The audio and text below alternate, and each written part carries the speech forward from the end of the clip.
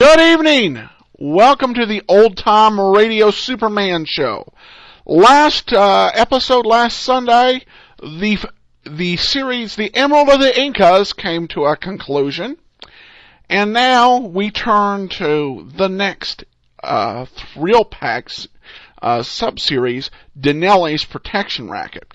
Now, I gotta tell you, one of the challenges about this series, and I've not even started to listen to it yet, but there's already a challenge, and that is, how do you spell Denelli?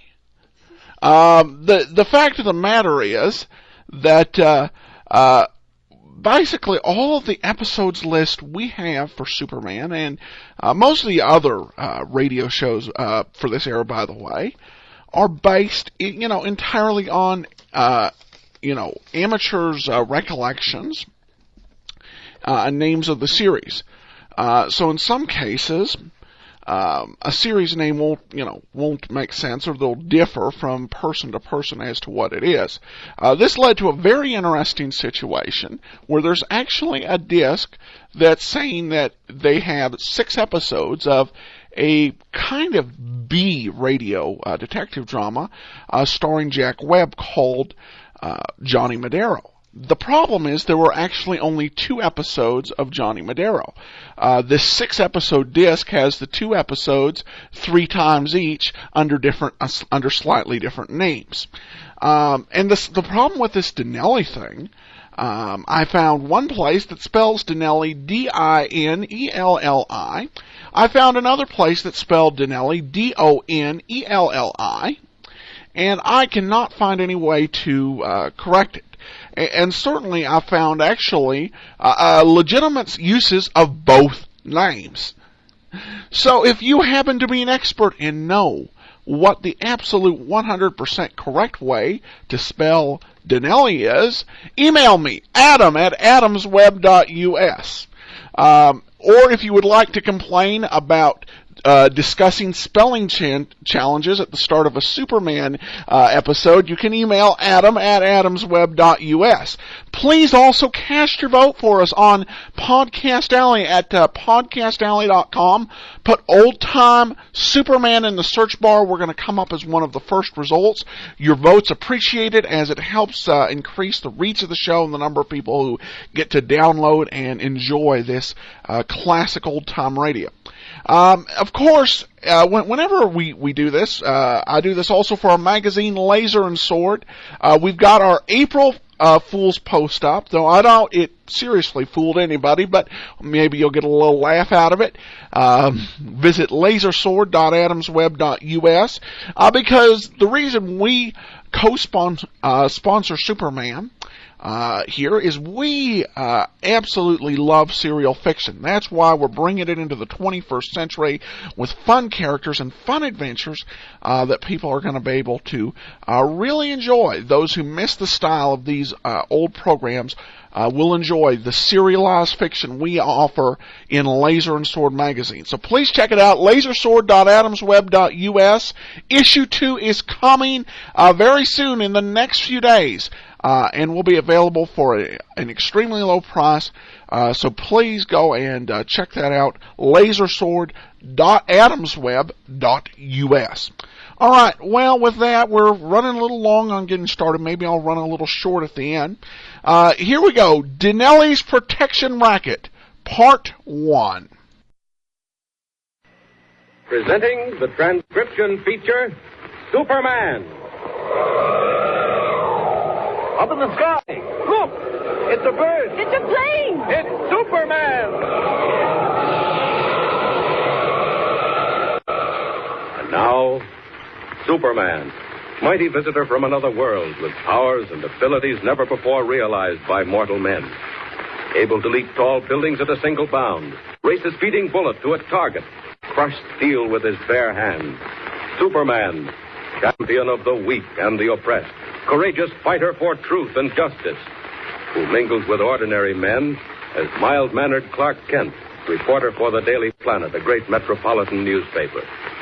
As our story opens today, Clark Kent is about to leave the Daily Planet building when he is hailed by young Jimmy Olsen, a red-headed, freckle-faced copy boy who works in the editorial department of the paper.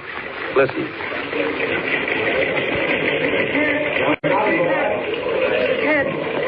I see you a minute? Hi, what's up, Jimmy? Moral on fire? No, it's nothing to do with the paper, Mr. Kent. It's sort of personal if you're in a hurry and you haven't got time. No, all the time in the world, Jimmy. Come into Mr. White's office. He's gone for the day. There. Now we can talk without having to shout over the racket of those typewriters and news tickers. What's on your mind, Jimmy? You look worried. I am worried, Mr. Kent. It's about my mother. She's sick, Jimmy? No, she's all right. At least she's all right now. Well, what do you mean? I guess I better start from the beginning so you'll know what it's all about. All right. You see, my father owned a candy store on Spruce Street. Uh-huh. When he died 3 years ago, my mother went to work in the store and kept it running pretty good. Oh, all by herself, eh? Yes, but she doesn't complain. Not Mom. She wouldn't have even told me about Gyp Dinelli if I hadn't caught her crying. Gyp Dinelli? The racketeer? What's he got to do with your mother in the candy store? I'll tell you, Mr. Kent. About a month ago, a man came into the store and told my mother that unless she paid $20 a week protection money to Gyp Dinelli, the store might be wrecked. What? And has she paid him? Yes, sir. $100 so far. And he's coming tonight for another 20. Jimmy, are you sure Dinelli is behind this? Absolutely. Ours isn't the only store he's taking money from. All the stores on Spruce Street pay. Uh-huh. The guy who comes around is Gyp Dinelli's collector. You say he'll be there tonight? Yes. That's why I wanted to talk to you. Mom can't pay anyone. And why should she? This is a free country, Mr. Kent, and no crook's got a right to... No. Take it easy, Jimmy. We'll fix Mr. Dinelli. I'll go down to the store with you and meet his collector. Gee, Mr. Kent, would you? Sure, but remember, Jimmy, not a word about this to anyone. Rats like Dinelli must be handled privately. Now get your hat and coat. No time to waste. Gee, thanks, Mr. Kent. I'll see you at the elevator.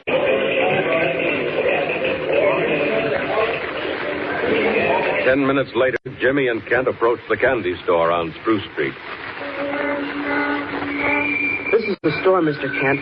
Mom's behind the counter. Now, wait a minute, Jimmy. You say all the stores on this street pay protection money to Dinelli? That's right. Schultz, the butcher, didn't pay last week. Oh? So he got a brick thrown through his window. See it right across the street? Yes, there's not much window left. And what did the police do about it? They couldn't do anything. They said no evidence. My mother can tell you more about that. Come on, let's go in. All right. Oh, what made you so late, Jimmy? Oh, I hung around the office for a while. Mom, this is Mr. Kent. He's the best reporter on the Daily Planet. Oh, I'm afraid Jimmy's given to exaggeration, Mrs. Olson. Well, he's told me a lot about you, Mr. Kent. He thinks you're wonderful. Oh, yeah. It's nice to know that somebody does. Mom, I told Mr. Kent about Gyp Dinelli and the racket he's pulling. Jimmy, you shouldn't have. You promised you wouldn't mention it to a No, soul. it's quite all right, Mrs. Olson. I want to help you. Oh, you can't help me. Nobody can. There's only one thing left for me to do. Give up the store. Oh, I won't let you do that, Mom. I'll go to Gyp Dinelli myself. I'll tell him. Just a minute, Jimmy. You won't have to give up the store, Mrs. Olson. I've been up against men like Dinelli before, and I think I know how to handle them. I understand his collector is coming tonight. Well, what time does he usually arrive? Well, he should be here any minute now. Oh? But, Mr. Kent, now please don't start any trouble. They said that... I know what they said, Mrs. Olson. But don't you worry. Jimmy and I will hide behind the counter. When the collector comes in, refuse to pay him. Oh, no, I can't do that. They'll do something to Jimmy if I don't pay. No, they won't do a thing, I promise you. Just you refuse to give him the $20. I'll take care of the rest. All right, Jimmy, duck down. What are you going to do, Mr. Kent? Tell Mr. Dinelli's collector where he gets off. But supposing he pulls a gun? Well, guns don't frighten me. Well, he won't pull a gun, Jimmy. Here he comes now, Mr. Kent. Steady, Mrs. Olson. Don't be afraid. Okay, lady. I'll take the protection payment, $20. Well, I'm not going to give it to you anymore. Oh, no? Take a look across the street, lady. See what happened to Schultz's window because he didn't have protection? You want that to happen to your window? Well, I can't pay you anymore. I haven't the money. Don't give me that stuff. Pony up and make it fast. This is my last step, and I ain't got no time to waste. Well, you'd better find some time because I want to talk to you. Where'd you come from? Behind the counter. I heard everything you said, and so did Mrs. Olson's son. Now, unless you and your crooked boss, Dinelli, want to spend some time behind bars for extortion and blackmail, you'll return every penny you took from this woman and never bother her again. Oh, yeah? Who are you? My name is Kent. Clark Kent. I'm a reporter for the Daily Planet. A star reporter, too. Shut up, you. So you're a reporter. You write pieces for the paper, huh? Well, write this one. Oh! Hey. Walk over the 20, lady. Yes. Here it is. So long, wise guy. Mr. Kent. Mr. Kent. Are you all right? I'm all right, Jimmy. Just a little surprised. Gee, I thought he knocked you out. No, not quite. Oh, you see, Mr. Kent, I told you not to try to do anything. It's impossible. They're just not human. I haven't given up, Mrs. Olson. One punch doesn't frighten me off. I'll get every cent of your money back and teach Denelli a lesson he won't forget. All you're doing is risking your life. Don't you worry about that. I'll see you tomorrow, Jimmy. Good night, Mrs. Olson. Too bad I had to take that punch in the jaw. I was itching to tear that rat apart right in the store, but it wasn't the time or the place for Superman to do his stuff. I'll just take a run over to Denelli's place and have a little talk with him.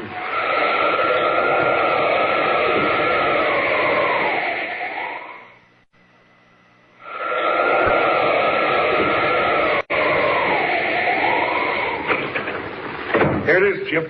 600 smackers. Like taking candy from babies. Even Schultz the butcher paid up without a squawk. No trouble at all? Oh, yeah, little, but I clipped the guy and that finished it. What guy? Some mug that was hiding behind a counter in Osa's candy store.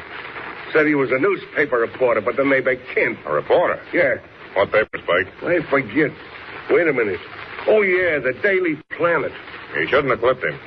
You think I want the newspapers on my neck? Well, what'd you want me to do? Stand there and take his guff? He was shooting his mouth off about blackmail and extortion. All right, forget it. Tell Tony to get me a pack of cigarettes. Okay. Maine, 4826. Hello? Louis? Yeah, what's up, boss? Tomorrow, a newspaper called the Daily Planet may publish a story about how the stores on Spruce Street are paying me protection money. Yeah? I want all those papers bought up the minute they hit the stands. Every one of them. You got it? Okay, boss. Chip, he's here. Who's here? That reporter, Kent. Tony let him in. He's waiting in the soundproof room. Let me finish him, Chip. Let me get him out of the way. Don't be a fool. Want to get us in a jam? I'll talk to him. Well, you better be careful. Don't worry, I'm always careful. Now, you stay here.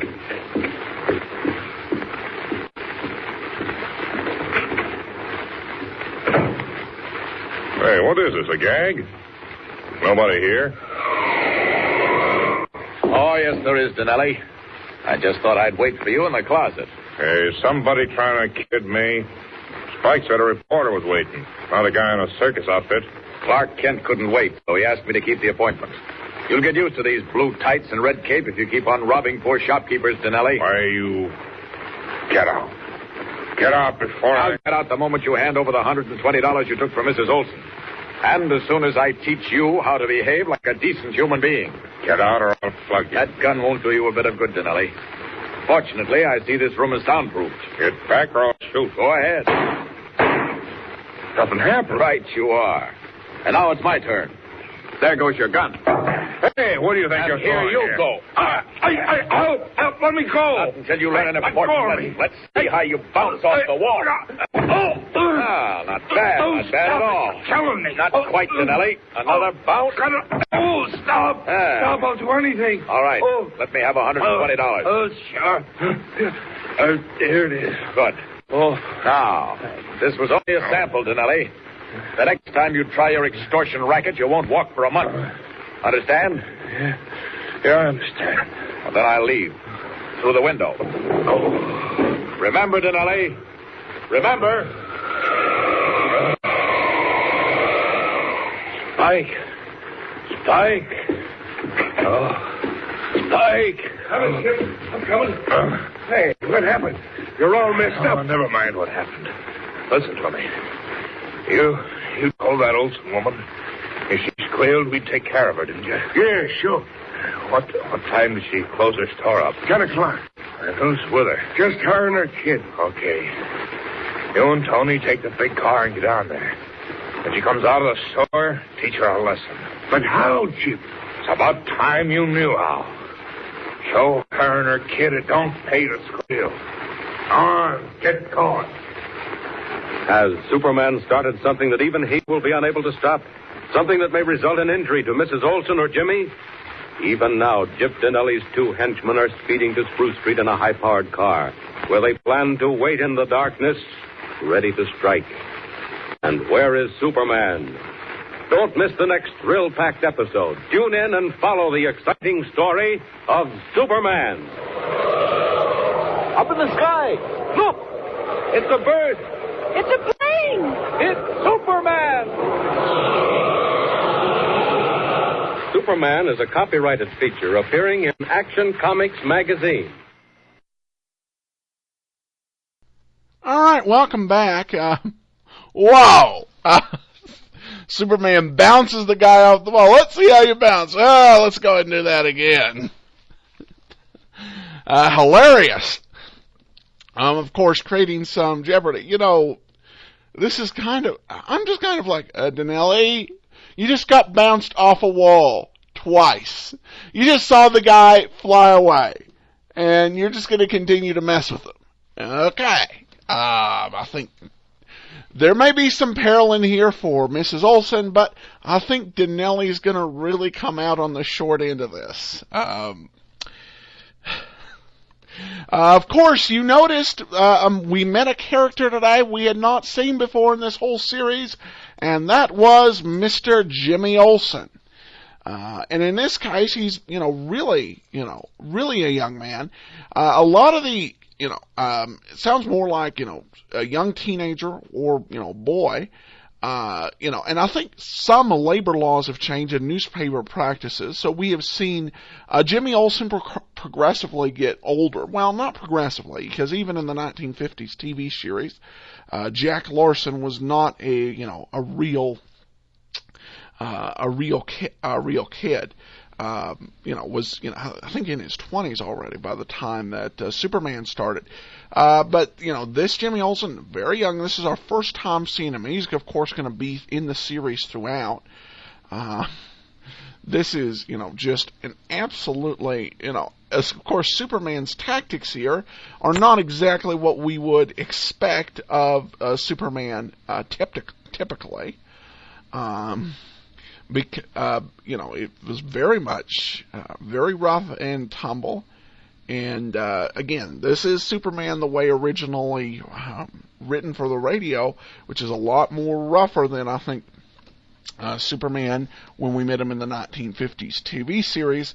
Though I don't think Superman in this series is as rough as he can get in the cartoons. But I'm wondering which modern day incarnation of Superman would meet the villain and start bouncing him off of walls. I'm not certain I can think of one. Andrew says it's fun though. Yeah, it's fun to see the different ways this was. Yeah, Andrew says it's more Batman. Oh yeah, Batman would do this in a heartbeat. But as they say, follow the story. We'll be back on Sunday, 7:30 p.m. Eastern. Please join us live, or 3:30 p.m. Eastern, excuse me. Join us for part 2 of Dinelli's protection racket, and we'll see if Superman bounces him off the wall again. And please check out the magazine, Laser Sword, lasersword.adamsweb.us. I do thank everybody so much for listening. For now, though, this is Adam Graham signing off.